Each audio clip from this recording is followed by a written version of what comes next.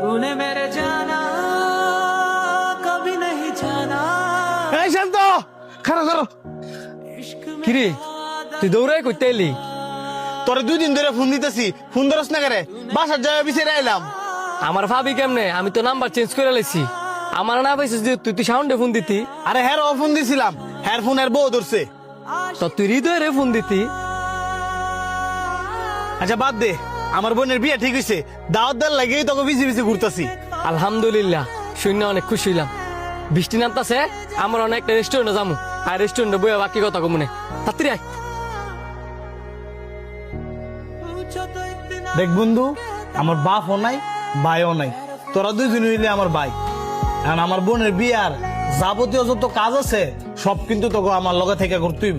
এইসব নিয়ে তুই চিন্তা করিস না, আমরা 3 জন তো আছি। ওই 3 জন না, তোরা 2 জন।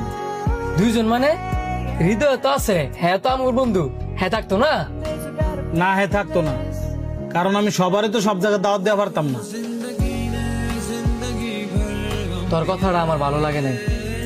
আমগরে দাওয়াত দিবার লাগিয়া আমগরে বিছিয়ে 2-3 দিন ধরে ঘুরতেছস, ফোনের উপরে ফোন দিতেছস, অথচ হ্যাঁ তোর বাড়ির লগে থাকে, তুই আরে দাওয়াতই দিতি না। আরে বেটা বুঝোস না, আমগর দুইটা তো কিছু টেয়া আছে, হ্যাঁ তো টেয়া নাই, এই কারণে আমগরে দাওয়াত দিতেছে। মূলত দাওয়াতটা আমগরে দিতেছে না, দিতেছে আমগর টেয়া রে। আমগরে দাওয়াত দেওয়ার আগে তোর উচিত ছিল হ্যাঁ দাওয়াত দেওয়া, কারণ তোর কোনো বিপদ হইলে আমগর আগে হ্যাঁ তোর ঘরে গিয়ে ফুসাইব, কারণ হ্যার ঘরটা তোর ঘরের লগে।